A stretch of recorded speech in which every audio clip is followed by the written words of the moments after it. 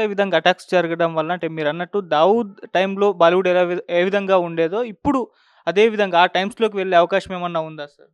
ఆ టైంలోకి వెళ్ళే అవకాశం దావూద్ ఉన్నప్పుడు ఒక రకమైన ఉందమ్మా. హిందువులను నొక్కిపెట్టి హ్మ్. ఖాన్‌ని ప్రమోట్ చేసాడతను. ఓకే. 'షారుఖ్ ఖాన్' 6 సినిమాలు ఫ్లాప్ అయినా కూడా మళ్ళీ 'షారుఖ్ ఖాన్' హీరో అవ్వటానికి కారణం ఈ 'దావూద్ ఇబ్రహీం.' హ్మ్. అతను పెట్టుకోండి ఫైనాన్స్ ఏర్పాట్లని చెప్పాడు. ఓకే. ఆయన ఆ రోజు ఎంకరేజ్ చేశాడు. అందువల్ల అతను 6 సినిమాలు వరుసగా ఫ్లాప్ అయినా కూడా ఏడో సినిమా సక్సెస్ అయ్యి ఇవాళ 'షారుఖ్ ఖాన్' అయ్యాడు.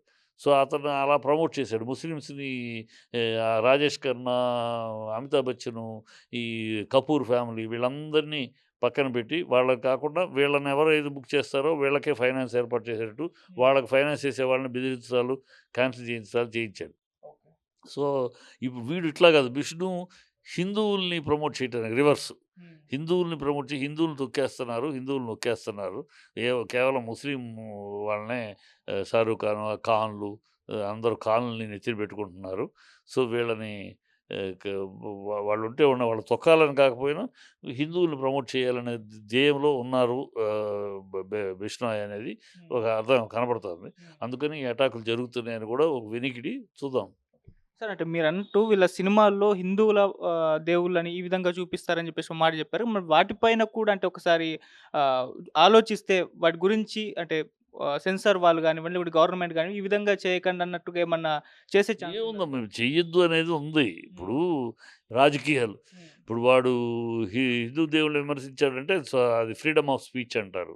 హ్మ్. అదే హిందువులు ఏదైనా ఒక మాట మాట్లాడితే, అయ్యో! మా ఖురాన్‌ని చంపేశారు, మా ఖురాన్‌ని అవమానించారు, మా అల్లాహని అవమానించారు, మా జీసస్‌ని నానా బీభత్సం చేస్తారు. మన రాజకీయాలు ఇక్కడ. ఈ ఓట్ల రాజకీయాల కోసం ఈ మైనారిటీ వాళ్ళు ఏం వాగినా కూడా దాన్ని సమర్థించడం.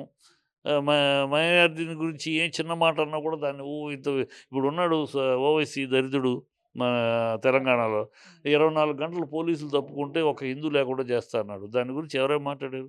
ఎవరేమన్నా తప్పుని ఖండించారా? అలాంటి మాటలు మాట్లాడటం ఏంటి అన్నారా? ఎవడు మాట్లాడల. కనుక ఈ మన రాజకీయాల వల్ల ఈ దౌర్భాగ్యం రాజకీయాలు ఓట్ల బ్యాంక్ కోసం ఈ కాంగ్రెస్ ఉన్నంత కాలం, హ్మ్. ఈ దేశంలో కాంగ్రెస్ అనే ఒక పార్టీ ఉన్నంత కాలం ఈ దౌర్భాగ్యాలు ఉంటాయమ్మా. కాంగ్రెస్ ఒక దుష్టభూయిష్టమైన పార్టీ. ఒక దౌర్భాగ్యమైన నికృష్టమైన పార్టీ అది. దానికి ఈ విభజించి పాలించడం వాళ్ళు ఎందుకంటే ఒరిజినల్ హిందువులు కాదు. ఒరిజినల్ భారతీయులు కాదు. ఒరిజినల్ గాంధీలు కాదు. వాళ్ళు fake Gandhi, fake Indians, fake Hindus. So, వాళ్ళకి ఈ దేశం మీద, ఈ దేశ ప్రజల మీద, ఈ దేశ సాంప్రదాయాల మీద విలువలు ఉండవు వాళ్ళకి. హ్మ్. వాళ్ళు కనుక వాళ్ళు ఉన్నంత కాలం ఈ నెహ్రూ ఫ్యామిలీ ఈ నీడ పోయేదాకా ఈ దేశంలో ఇలాంటి రుగ్మతలు ఉంటాయి. ఆ నీడ పోవాలి. మొత్తం టోటల్‌గా అబాలిష్ అయిపోతే గాని ఇప్పటికే దాదాపు 20 దేశాలు 20 రాష్ట్రాల్లో పోయింది.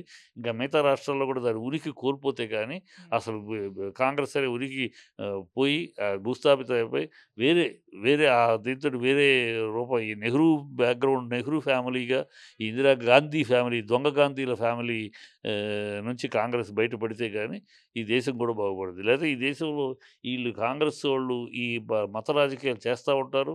ఎదుటోళ్ళ మీద అంటారు పొద్దున్న లెగిస్తే మత రాజకీయాలు మాట్లాడేది వీళ్ళే. వీళ్ళే సనాతన ధర్మాన్ని డెంగు అనేది వీళ్ళే. వీళ్ళే హిందూ టెర్రరిస్టులనేది వీళ్ళే. హ్మ్. ఆ! వీ అన్ని హిందువుల గురించి మాట్లాడి తక్కువ మాట వీళ్ళే. మళ్ళీ మత రాజకీయాలని వీళ్ళు ఇంకోళ్ళనంటారు. ఇది డబుల్ స్టాండర్డు, హిపోక్రసీ పార్టీ అది. దౌర్భాగ్యమైన పార్టీ.